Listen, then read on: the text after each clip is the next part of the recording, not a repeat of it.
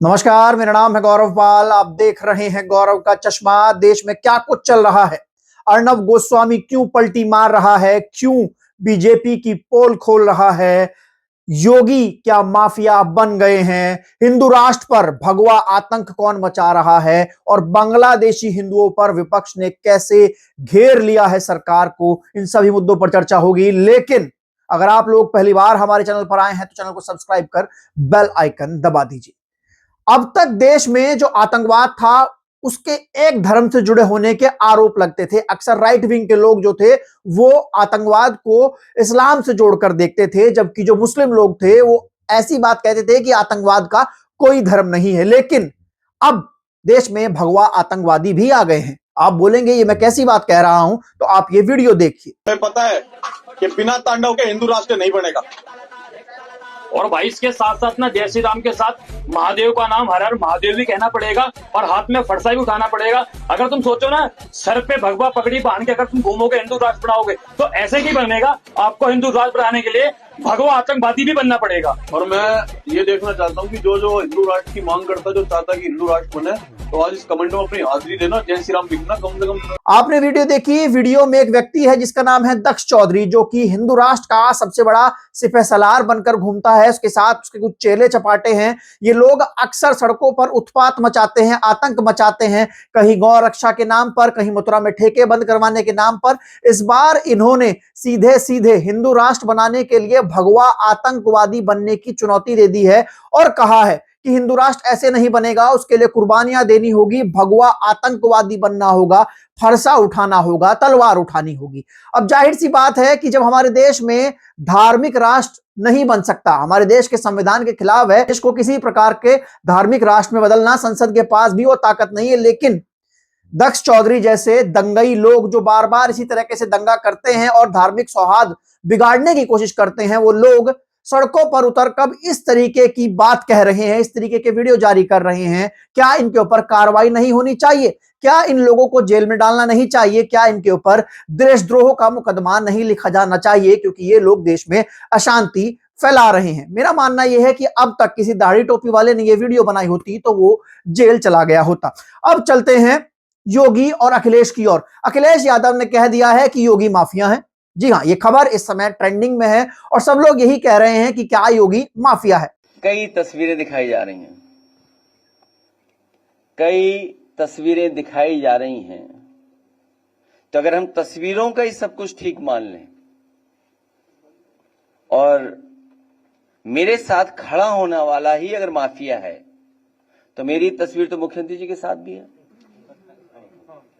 मेरी तस्वीर deputy CM साहब के साथ भी है, मेरी तस्वीर दूसरे हाफ उनके साथ भी है।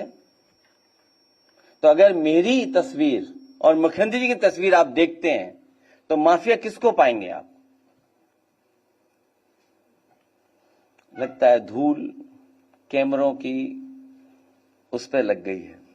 दरअसल बात कुछ ऐसी थी। अखिलेश यादव से प्रेस कॉन्फ्रेंस में एक सवाल पूछा गया जिसमें यह कहा गया कि कोडीन कफ सिरप मामले में एक तस्वीर जारी हुई जिसमें योगी आदित्यनाथ ने विधानसभा में यह आरोप लगाए कि अब तक जो अभियुक्त हुए हैं, जिन पर आरोप लगा है, उन सब की तस्वीर अखिलेश यादव के साथ है। तो अखिलेश यादव के साथ जो दिख रहे हैं वो माफिया हैं। तो ऐसे में योगी आदित्यनाथ के इस सवाल पर, अब योगी आदित्यनाथ के इस जवाब पर अखिलेश यादव ने अपनी प्रेस कॉन्फ्रेंस में कहा कि मेरी तस्वीर तो योगी जी के साथ भी है, तो क्या वो भी माफिया है? योगी ने यह कहा था कि अखिलेश यादव के साथ अक्सर माफिया नजर आते हैं। तो उस पर पलटवार करते हुए अखिलेश यादव ने कहा कि मेरी तस्वीर तो योगी के साथ भी है, तो क्या योगी माफिया है? ऐसे में एक सवाल और उठ गया है कि क्या योगी माफिया है, क्योंकि अखिलेश यादव ऐसा सवाल पूछ रहे हैं। अब चलते हैं तीसरी खबर की ओर। तीसरी खबर जो है वो है बांग्लादेश से। बांग्लादेश में हिंदुओं के साथ, अल्पसंख्यकों के साथ अत्याचार हो रहा है। वहां पर हिंदुओं को टारगेट करके उनको पीटा जा रहा है, मारा जा रहा है। अभी हाल ही में एक हिंदू मजदूर को जान से मार देने की, मॉब लिंचिंग करने की खबर सामने आई। अब बांग्लादेशी हिंदुओं का मुद्दा है तो भारत में इस पर बवाल होगा ही होगा। राइट विंग के जो लोग हैं वो लेफ्ट विंग के लोगों को घेरना शुरू कर देंगे और लेफ्ट विंग के जो लोग हैं उनसे ये कहेंगे राइट विंग के लोग कि आप लोग गाजा और फिलिस्तीन पर बोलते हैं लेकिन आप बांग्लादेशी हिंदुओं पर नहीं बोलते।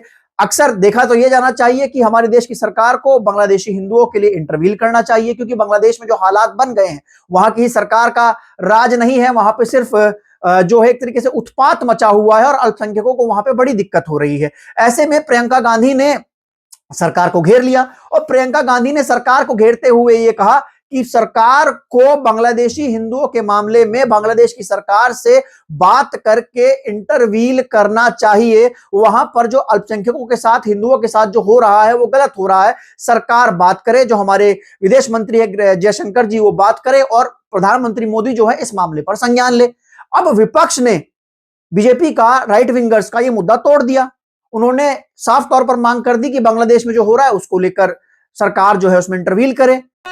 कि बांग्लादेश में जो अल्पसंख्यकों के साथ, जो हिंदुओं और ईसाइयों के साथ अत्याचार हो रहा है, उसके खिलाफ इस सरकार को आवाज उठानी चाहिए, बांग्लादेश की सरकार के साथ बातचीत करनी चाहिए और पूरा समर्थन देना चाहिए जिनको पीड़ा हो रही है। इससे पहले प्रियंका गांधी को यह कहकर ट्रोल किया जा रहा था कि वो गाजा की चिंता करती है पर बांग्लादेश की चिंता नहीं करती है।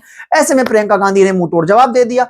अब जो गौरव वल्लभ है, गौरव वल्लभ यानी कि जो बीजेपी के प्रवक्ता हैं, जो कि इस समय कांग्रेस से बीजेपी में गए हैं, तो गौरव वल्लभ को बीजेपी में जाकर अपने नंबर बढ़वाने हैं, उनको दिखाना है कि वो कांग्रेस पर हमलावर हो सकते हैं। तो गौरव वल्लभ ने बड़ी लकड़ी ले ली है। बड़ी लकड़ी मतलब गौरव वल्लभ ने प्रियंका गांधी के इस बयान के बाद कहा है कि ये तो अब तक गाजा पर रो रही थी, अब हिंदुओं पर रोने आ गई। मतलब बीजेपी के लोग हमेशा बांग्लादेशी हिंदुओं को, बांग्लादेश को और हिंदुओं को मुद्दा बनाते हैं। अब विपक्ष कह रहा है कि बांग्लादेश में जो हिंदुओं के साथ हो रहा है उस पर सरकार चर्चा करे, उस पर सरकार इंटरवील करे, वहां पर अल्पसंख्यकों के साथ ऐसा हो रहा है, इसकी वजह से हमारे देश में फर्क पड़ेगा। तो भी भाजपा के लोगों को दिक्कत है। तो समझ में यह नहीं आता है बीजेपी के लोग चाहते क्या है। अब बात करते हैं अर्नब गोस्वामी, द लेजेंड अर्नब गोस्वामी। अर्नब गोस्वामी और 15 करोड़ की डील, कुछ ऐसा कुछ सुनने में आ रहा है, ऐसा कुछ चल रहा है। जी हां, अर्नब गोस्वामी बिल्कुल विशुद्ध गोदी मीडिया, चाटुकार पत्रकार, उसकी भाषा इन दिनों बदल गई है। जी हां, लगातार back to back 3 video, 3 stories Arnab Goswami ने ऐसी फेंक मारी है जिसके बाद सरकार की हालत खराब हो गई है। अर्नब गोस्वामी जो हैं वो सवाल पूछ रहे हैं सरकार से, प्रधानमंत्री मोदी से। Why Prime Minister Narendra Modi is not intervening on this? Bhajpa सवाल पूछ रहे हैं। भाई पॉल्यूशन पे सवाल पूछा, अरावली हिल्स पर सवाल पूछा और अर्नब गोस्वामी ने पटाखों पर सवाल पूछा, जो पटाखे वहां पर जलाए गए मध्य प्रदेश में। अर्नब गोस्वामी ने बैक टू बैक सरकार से सवाल पूछे और एक और पत्रकार के लिए, जी हां, जिसको तिहाड़ी कहा जाता है, मतलब वही लोग कहते हैं, हम तो नहीं कहते, एक सवाल छोड़ दिया कि क्या सरकार से 15 करोड़ रुपए का पैकेज लेने वाले ये सवाल कर सकते हैं? The 15 crore anchor paid by the government of India cannot ask this question. दरअसल वो बात कर रहे हैं सुधीर चौधरी की। सुधीर चौधरी हाल ही में जयपुर एक कार्यक्रम में गए। सुधीर चौधरी ने एक वीडियो अपने सोशल मीडिया से पोस्ट किया जिसमें उन्होंने जयपुर का एयरपोर्ट दिखाया और दिल्ली का एयरपोर्ट दिखाया। दोनों के प्रदूषण की तुलना करने की कोशिश की, लेकिन सुधीर चौधरी में इतनी हिम्मत नहीं थी कि इस मुद्दे पर जाकर प्राइम टाइम में एक शो कर दें। नहीं कर पाए, सोशल मीडिया से पोस्ट कर दिया। आत्मा जवाब नहीं दे रही होगी क्योंकि प्रदूषण का धुआं तो महसूस हो ही रहा होगा।